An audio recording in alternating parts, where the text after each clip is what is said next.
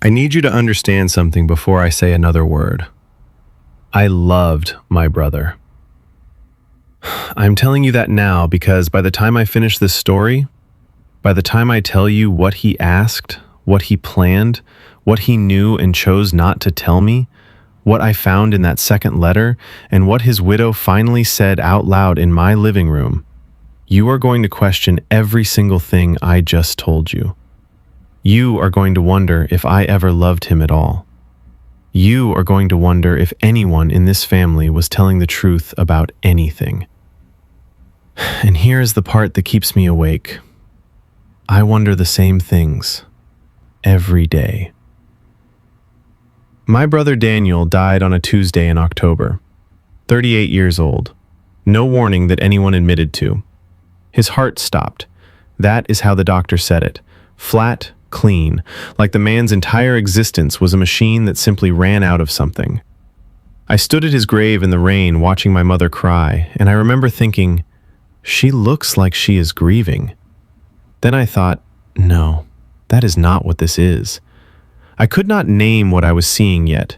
It would take me weeks, 2 letters, 1 confession, and the complete destruction of everything I thought I knew about my own family before I could name it.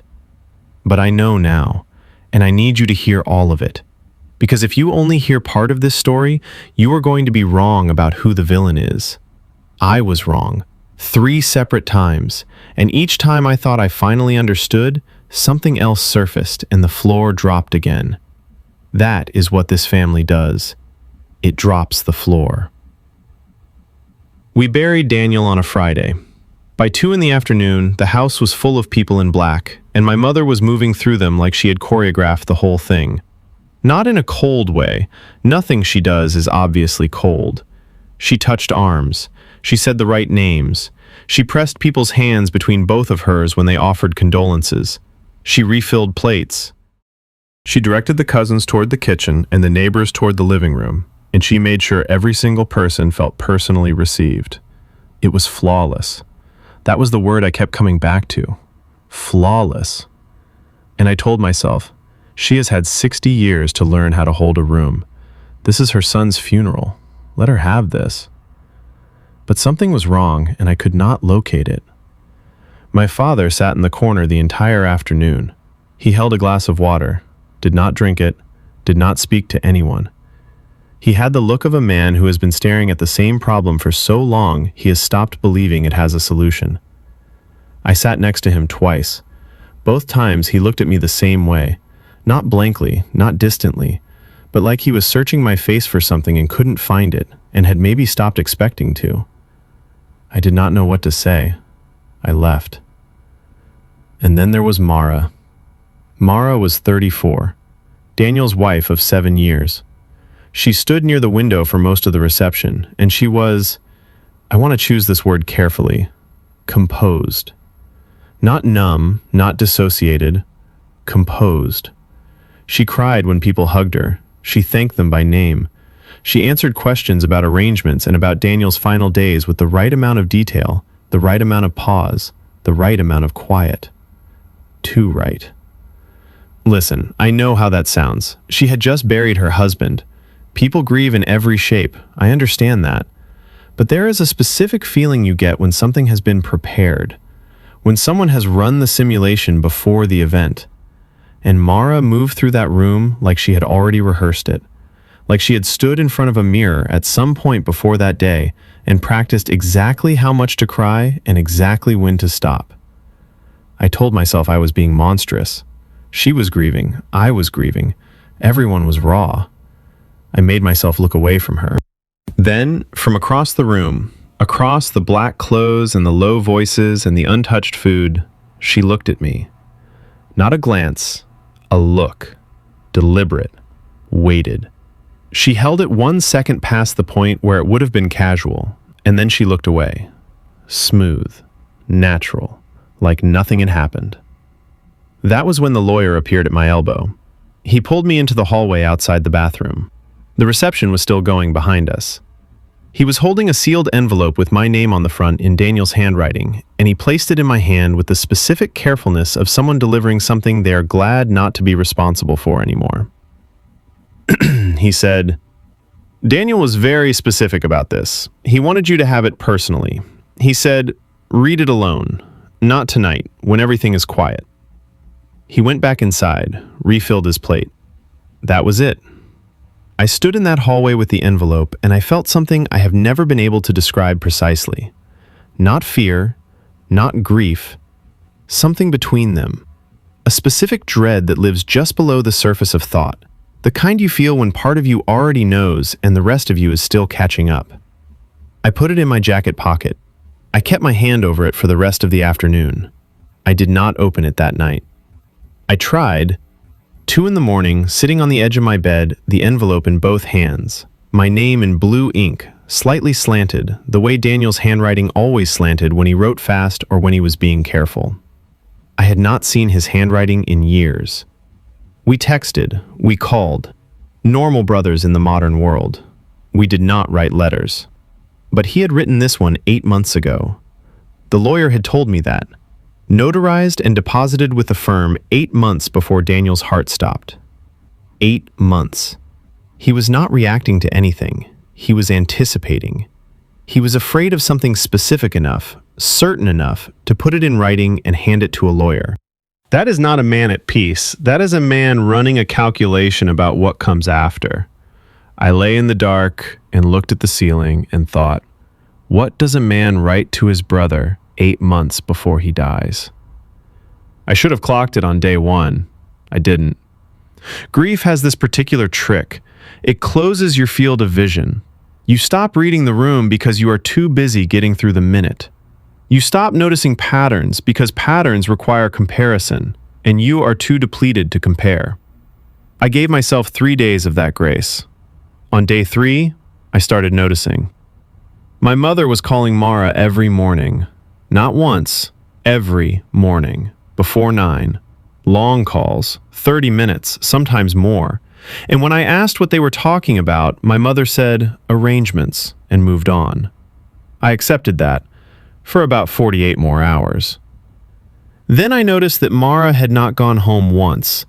She was staying with my parents, in their guest room, which used to be my room, which was still, in some way I cannot fully rationalize, my room. And the fact that Mara was sleeping in it while I drove back to my apartment alone after every visit created a pressure in my chest I could not name. I came by on a Thursday without calling ahead. My mother and Mara were at the kitchen table, not crying, not consoling each other, talking. Low voices, leaning slightly forward, the posture of 2 people in the middle of something substantive. When I pushed open the door, they did not startle. My mother looked up, and her face opened into a smile, wide, genuine-looking, the specific warmth she uses when she wants you to feel that you are exactly where you should be. She said, "There he is." Not, "You surprised me." Not, "I didn't hear you come in." There he is, like she had been watching the door. I sat down. She poured tea without asking. Mara folded her hands on the table and asked how I was sleeping. I said fine. She nodded. Not with sympathy, with something that felt more like confirmation. My mother began talking about the estate, the business, logistics for the coming weeks. Normal enough if you were not watching the geometry of it. Every time I looked at Mara, she was watching my mother. Every time I looked at my mother, she was watching me. And Mara never looked at me directly during that whole conversation. Not once. She looked at me in the gaps. When I turned away, I could feel it. But the moment I turned back, her eyes were somewhere else. My father came through the kitchen once, poured water, looked at the 3 of us around the table with an expression I did not fully register until later that night. It was not grief, it was not confusion, it was recognition. Like he had seen this configuration before, or had always known it was coming. He walked back out, said nothing. I called my cousin that evening. I said something is wrong and I cannot explain what. He said grief makes paranoid people out of perfectly sane ones. He said give it time. I hung up and drove home and sat at my own kitchen table alone in the dark for a long time. Then I opened the letter. I am going to tell you what it said. Not the exact words. Some of what he wrote belongs to him still, even now. But the center of it? The thing that put me on the bathroom floor at 11:30 at night? I am not going to protect you from that. He started with an apology. He said he hoped I never had to read it. He said if I was, then things had gone the way he was afraid they would, and that he had spent a long time working out who he trusted enough to ask this. He said the list was not long. He said at the end of it, there was one name. Mine. He asked me to marry his wife. No preamble, no dressing it up. Flat, like he was dictating something he had already argued himself out of softening. He said Mara would be alone. He said she would need someone real, not just someone close. He said the family needed to continue. Those were his words, needed to continue, and that he did not mean right away, and he understood what he was asking, and he was asking it anyway. He said he believed I was the only one in the family capable of genuinely protecting her. I read it twice, 3 times. I kept waiting for a sentence that would reframe it into something else. There was no such sentence. My brother had written me a letter asking me to marry his widow. Legally prepared it, notarized it, timed its delivery so that by the time it landed in my hands, the conditions were already arranged around me like furniture. I sat on the bathroom floor. And then I went back and read the end of the letter more carefully, because there was a sentence I had skimmed past the first time, buried near the signature almost like an afterthought, almost like something he had added at the last possible moment and then decided not to remove. He wrote, "Ask her about the date. She will know which one." I read it 4 times. I did not go back into the bedroom.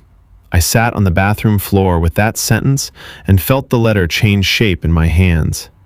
Because if that was an afterthought, it was the most carefully placed afterthought I had ever seen.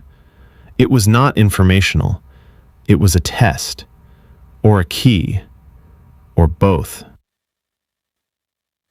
I did not sleep that night. You need to understand something about Daniel that I am only now able to say clearly. My brother did not ask for things. He arranged them. There is a fundamental difference between those 2 acts, and Daniel understood it better than anyone I have ever known. He did not say, "Do you want to come?" He said, "We're going." He did not say, "I think you should try this." He said, "You're doing this." He did not negotiate from a position of possibility. He negotiated from a position of already decided, and what he offered you was the chance to participate willingly in what was already in motion. And people did. Always. Because something in his voice made you feel that resistance was not just futile, it was a character flaw, a failure of perception. Like you were the only one who had not yet understood what was obvious to everyone else. I had lived under the weather system of that quality for 32 years. I was as accustomed to it as breathing. And now he was dead, and from wherever a man goes after his heart stops, he was still doing it. He had written the letter 8 months out. He had positioned Mara in my parents' house before I even read it. He had briefed my mother, I would learn this later, so that by the time I arrived at the kitchen table on that Thursday afternoon, the room had already been arranged. The tea was already poured. The conversation was already in the correct register. I was not walking into a family moment. I was walking into the last act of something he had scripted from the beginning. The worst part, the part that made me feel genuinely sick sitting on that bathroom floor, was that I knew, the moment I understood what he had done, that I was not going to say no immediately. He had built the request on 32 years of knowing that about me. He knew I would think about it. He knew I would feel the pull of it. He had engineered the letter to land in a context where refusal would feel like abandonment. That is not a request. That is construction. That is a man who spent 8 months building a room with no visible exits. I called my mother the next morning. I did not announce what I was doing. I said I wanted to talk. I needed to know who else had seen the letter, whether she knew what was in it, what exactly Daniel had told her, and when. She knew. She told me not like a secret she was relieved to share, but like a scheduling detail I had been slow to receive. Matter of fact. She said Daniel had spoken to her months before he died, when his health concerns had become serious enough that he felt he needed to make arrangements. She said it with the casualness of someone discussing a doctor's appointment. This was the first time anyone had used the phrase health concerns in front of me. My brother had been dying, or afraid of dying, for months. He had told our mother. He had, as I would piece together over the coming days, told his wife. He had not told me. I said, "Mom, he asked me to marry his wife." She said, "He asked you to take care of her. That is what he intended." I said, "He was specific." She said, "He was frightened. People say things when they are frightened." And then, without pausing, she pivoted. I almost missed it because it was so smooth, because she moved between topics with the ease of someone who had already prepared for this conversation. She began talking about Daniel's business, about the family name, about legacy in a way that was framed as sentiment but had the structure of a legal argument. She said the business was originally a family enterprise. She said these things take root and need tending. She said, and I want you to understand how ordinary she made this sound, she said, "Mara is still young enough." I stopped, because she did not say it like a hopeful thing. She did not mean young enough to rebuild. She did not mean young enough to find happiness again. She said it in the specific register of an accountant reviewing a column of numbers, identifying one that could still be made to work. Young enough. For what? For the continuation of something. For the production of something. For the fulfillment of an arrangement my mother had apparently already calculated in detail before her eldest son was in the ground a week. I said, "Have you already spoken to Mara about this?" One beat of silence. Half a second, maybe. But with my mother, half a second is a declaration. She said, "We have talked about many things. There is a particular humiliation in looking back at a year of your life and realizing that nearly every significant moment in it was a message you did not read."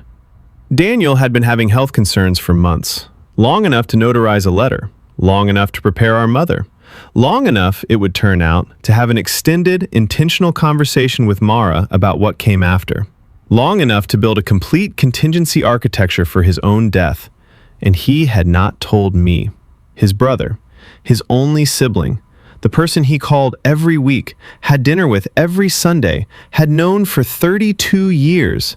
He had not said a single direct word to me about any of it. I went back through the year. February. A Sunday dinner where Daniel was quieter than usual. I had thought work. I had thought stress.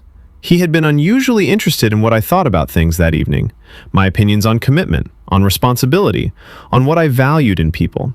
I had taken it as one of those conversations brothers have when they are getting older and settling into themselves. March. He called me and asked, out of nowhere, what I thought made a good husband. I laughed. I said I wasn't exactly an expert. He didn't laugh. He waited. I gave him some honest answer about consistency and showing up, and he said, "Yeah," in a way that did not sound like agreement. It sounded like he was writing something down. May. His birthday party. He put his hand on my shoulder at the end of the night, just held it there, looked at me. I had cataloged that moment as affection, as sentiment. I had told myself he was getting more comfortable with showing feeling as he got older. It was a goodbye. He had been saying goodbye to me in pieces for months, and I had been too comfortable, too trusting, too locked into the ordinary rhythm of us to see it. And then there was Mara. Over the same year, she had been warmer to me. Incrementally. Nothing flagrant, just more present, more attentive at family dinners. A text here and there asking how I was doing, which she had never done before. I had taken it as ease, as the natural expansion of familiarity over time, but it was too consistent, and it had started at the same time as everything else. And now I could not stop thinking, how much had Daniel told her, and how much had she agreed to? It was about 10 days after the funeral. My mother called and said come for dinner, just family. I did not want to go. I went. The table was set for 4. My parents, me, Mara. Nobody said that was strange. That was the strangest part. The four of us sat down to dinner like this was something we had always done. Like Mara had always had a place at this table that was hers alone, not Daniel's plus one, but hers, established and expected. My mother served food, and my father poured water, and Mara passed the bread, and I sat there watching all of it with the specific disorientation of a person who has just realized they walked into a room that was built for someone else. My mother talked about Daniel. Stories from his childhood, from the business in the early days. Warm, loving. She kept looking at me when she told them, making sure I was receiving them, and kept looking at Mara when she finished, as if offering them as a gift. Mara received them gracefully. She laughed at the right moments. She added details. She knew which ones to add. My father ate and said almost nothing. At one point, my mother said, "Mara was telling me she's been thinking about what to do with the business in the short term." And my father looked up from his plate, looked at Mara, looked at me, and then looked back down. And I registered something in that look that I did not know how to hold. Something between relief and warning. After dinner, my mother went to make coffee, and Mara offered to help, and they disappeared into the kitchen together, and I was left at the table with my father. He looked at me. He said, quietly, carefully, like he was leaving something on a table and walking away from it. He said, "Your brother was afraid of something specific, not just dying." I waited. He said, "He never told me what. He didn't trust me with it." He didn't trust me with most things by the end. And then my mother came back with coffee, and my father's face closed, and he went back to his water, and that was the entire conversation. But I could not stop turning it over. Afraid of something specific. Not his health, not dying. Something else. Something he had prepared against. Something he had built a letter and a request and an entire arrangement of human beings around. Something that involved Mara. She came to my apartment on a Tuesday afternoon, called first, which she never had before, said she needed to give me something. I said yes. I did not sleep the night before. She arrived, sat down, declined coffee, placed a folded piece of paper on the table between us, and then placed her hands in her lap and waited. She did not offer an explanation. I said, "What is this?" She said, "He left it for you. He asked me to give it to you after you had time with the first one." I looked at the paper, then at her. I said, "Did you read it?" She said, "Yes." Not with apology, not with embarrassment, just yes, clean and direct, like the answer to a factual question. I said, "He knew you would?" She said, "He wrote it for both of us." I picked it up. It was half the length of the first letter, 2 paragraphs. And the difference between reading the first letter and reading the second is the difference between thinking a house has a crack in the foundation and realizing there is no foundation at all. Because in the first letter, Daniel had asked me to marry Mara and continue the family. Devastating. Strange. But interpretable, if you tried, as grief speaking early, as a man who loved his wife and was afraid of what would happen to her without him. The second letter did not let me keep that interpretation. In the second letter, Daniel told me why he had actually chosen me. Not trust, not character, not because I was the best man he knew. Because for the last 8 months of his life, Daniel had gone from suspecting to believing. And he wrote that word deliberately, believing, that the child Mara had been carrying was not his. The baby. Mara had lost a pregnancy 8 months before Daniel died. 14 weeks. I had known about the miscarriage. I had called. I had said the inadequate things you say. I had thought about it as a grief that sat alongside their marriage like a shadow, and I had not thought about it again in any detail. I had not known what Daniel had already concluded by that point. He had written it the way a man writes something he has spent months hoping he was wrong about. Careful. Measured. He said he had no proof. He said he might be wrong. He said he had stopped calling it suspicion because suspicion implies doubt, and he had run out of doubt. He said the uncertainty had eaten into him in ways that he was aware had not helped his heart. And then he wrote, "If I am wrong, then what I asked of you is simply a kindness, a good man looking after a grieving woman. If I am right, then I need you inside that situation, not outside it, not passing judgment, inside it. Because if my mother ever gets hold of this truth without someone in the way, she will not grieve, she will act, and I am afraid of what she will do." I put the letter down. He was not trying to take care of Mara. He was not trying to honor her or protect her future or ensure her happiness. He was positioning me as a firewall between his widow and his mother. He had looked at his family, at the specific person his mother was, at what she was capable of when she decided something needed to be done, and he had decided that the only way to contain the damage was to plant me inside it, close enough to the truth to manage it, close enough to Mara to intervene. He had dressed it in the language of love and duty and legacy. It was none of those things. It was an intelligence operation, and I was the asset he had recruited without my knowledge, using a letter, a lawyer, and 32 years of accumulated obligation as the contract. Mara had not moved while I read. When I put the letter down and looked up, her face was the most unguarded I had ever seen it. Not broken, not panicked, but the composure was gone. What was underneath was harder to look at than anything she had shown me at the funeral. I said, "Is it true?" Silence. Long enough that I counted the seconds without meaning to. She said, "The baby wasn't his." The air in the room changed. She said she had told Daniel herself, 3 weeks before his heart event. Not planned, it had surfaced in an argument about something entirely different, the way the worst things do, sideways, through a crack in something else. She said the moment the words left her, she understood there was no version of the next 10 seconds that looked anything like before. I said, "Who?" She looked at the window. I said it again, quieter, which somehow made it worse. She said, "It doesn't change anything." I said, "It changes everything. It already changed everything. He's dead, Mara. You told him, and 3 weeks later he was dead. So tell me, who?" She turned back to me, and for the first time in all of this, she looked genuinely afraid. Not of me, of the answer. Like saying it out loud would complete something she had been holding half-finished in her hands for months, hoping it could stay that way. She did not say the name, but she looked at me.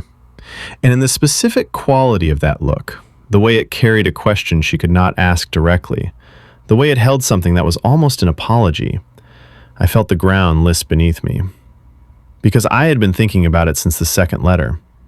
There was a short list of people it could be, built from access and proximity and the particular geography of our shared lives. And one name on that list made a specific kind of sense that I had been trying not to follow to its conclusion. Someone I knew. Someone who would explain why she would not look at me while she refused to say the name. I did not say it. Not that day. I could not survive saying it out loud yet. There is something I have never said to anyone. I am going to say it now because if I don't, you will not understand the full shape of what Daniel did. When I was 23, before she was anyone's wife, before she was anything in my family except a woman I had met at a mutual friend's dinner party, I was in love with Mara. One evening, 4 a.m.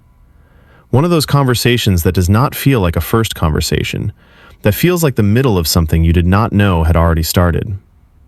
I drove home that night planning to call her. I was certain enough that I was already thinking about what to say. Daniel met her the following weekend at a party I did not go to. By the time I found out they were seeing each other, 6 weeks had passed. And I made the choice that has lived in me since like a stone. I said nothing. I was a good brother. I stepped back. I filed it under, "This is not your story." And I became the supportive younger sibling who was genuinely happy for them. I was not happy. I was gutted, in the specific muted way that people get gutted when they cannot justify their pain out loud. I covered it so well I had mostly convinced myself it was gone. Daniel knew. He knew the way Daniel always knew things. Not through conversation, not through confession, but through that cold, precise attention of his that processed people the way a machine processes data. He had seen me that first night when I mentioned her name before I had mentioned it carefully enough. He had known, and he had gone to that party, and he had made his decision. And for 7 years we had sat across from each other at Sunday dinners, and neither of us had ever said a word about any of it. So ask yourself, why did he choose me? Was it trust? Yes. Was it proximity? The person most likely to actually be there, to actually stay? Yes. Was it the fact that he knew, at some molecular level, that I would care what happened to her? That I was the one person in the family who would not treat her as a chess piece? Yes. Or was it something else? Was it punishment? For feelings I never acted on, but that he had cataloged 9 years ago and never let go of? Was the request designed to force me into exactly the position that would be most excruciating for me? Close enough to her to feel everything I had spent a decade suppressing, obligated enough that walking away would feel like a second betrayal. Was it love and cruelty at once? I have been sitting with that question long enough now to know I am never going to reach the bottom of it. That is the other thing about a man who arranges everything. He arranges it so that you cannot fully indict him. He leaves just enough love in the frame to make the manipulation feel like care. Daniel was a genius at that. My mother found out. I did not tell her. I want to be precise about that. I did not tell her. Whether she found out through her own resources, through a conversation with someone I am not aware of, or through something she had suspected long before any of this, I cannot prove. I only know that the morning she called me, something had shifted. The warmth was gone. Not diminished, gone. Like a light switched off. She said, "You know, don't you?" Not a question, a coordinate, checking whether we were in the same position before she moved. I said yes. She said, "Then you understand everything is different." I said, "Tell me what you mean." She said, "The obligation is canceled. Whatever Daniel asked of you, it was made under false pretenses. She deceived him. She deceived this family. We owe her nothing." And I listened to that sentence, and I thought about Daniel lying in a hospital 8 months ago, working out how to stop exactly this from happening, and I thought, he knew. He saw this exact sentence coming. He built the letter because he knew she would say exactly this. I said, "She lost a baby. She lost Daniel." My mother said, "She made choices." I said, "Daniel didn't write that letter so you could use it as a weapon." She went quiet. The specific quiet of someone who was recalibrating, not retreating. Then she said, and I want you to hear this carefully because it is the most revealing sentence anyone in my family has ever spoken to me. She said, "Daniel chose you because he knew you would do what needed to be done. Don't mistake his faith in you for permission to be sentimental." What needed to be done? Not what was right. Not what would have honored him. What needed to be done, in her language, meant what she had already decided the outcome was. She had absorbed Daniel's letter, processed his death, assessed the new information about the baby, and arrived at an action plan. She was not calling me to grieve. She was calling me to enlist me. He had been in the ground for 3 weeks, and she was already rewriting what he meant. I did not marry Mara. I want that said plainly because I know you have been waiting for it. But I did not abandon her either. And the distance between those two options, that specific, uncomfortable space where I chose to stay without choosing to comply, is the only ground in this entire story I can stand on without feeling it shift. I told my mother that Daniel's letters were not going to become her ammunition. I told her that Mara was not a liability to be managed or a claim to be invalidated. I told her that if she moved against the estate using any of this, I would make every document public. Both letters, every conversation, all of it. She told me I was ungrateful. She told me I was naive. She told me Daniel would be ashamed of me. I said, "You did not know him as well as you think." My father was in the hallway when I said that. He had not spoken in days. He looked up at me, and he nodded, small, barely visible, but entirely deliberate. The nod of a man who has been watching something go wrong for years and has finally seen someone name it correctly. That nod was the last real thing either of my parents gave me. The estate was contested. My mother fought it for 8 months and lost. It cost everyone something that money is not a useful unit for measuring.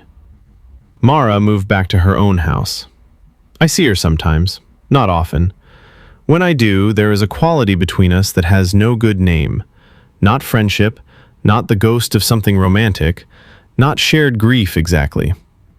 It is the specific weight of two people who have seen each other at the absolute worst of themselves and the absolute worst of everyone around them and are still standing and have no idea what to do with that.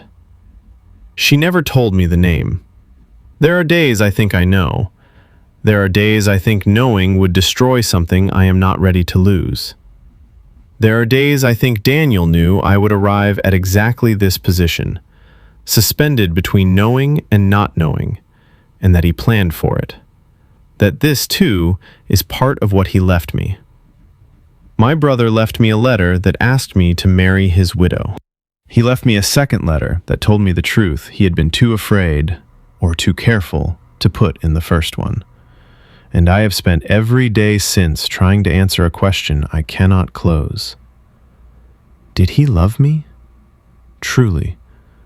Not strategically, not functionally, not as a tool he had identified as the best available fit for a purpose he had already decided on. Did he love me the way a brother is supposed to love a brother, without calculation, without an angle, without building the whole thing on 32 years of knowing exactly which levers to press? I do not know. And I think I have finally started to accept this, that not knowing was never an accident. A man who plans everything does not leave loose ends. He leaves questions. Questions that will keep you turning back to him. Questions that will keep you reading the same letter over and over, looking for the sentence that finally settles it, finding instead only more questions, his handwriting unchanged, his voice perfectly preserved in the architecture of what he asked. He did not leave me a widow. He left me himself, the unresolvable version of him that I will carry the rest of my life, that I will argue with in my sleep, that I will never fully indict and never fully forgive. And every time I think I have finally reached the bottom of what he did, I find the floor is not there. It was never there. He made sure of that, too. If this story got under your skin, let me know in the comments. I really want to hear whose side you were on and what you think actually mattered most in the end. Don't forget to subscribe if you enjoy original dramatic stories like this, because there are a lot more coming. And if you want another intense story right now, check out the next video on the channel. There's always another secret waiting.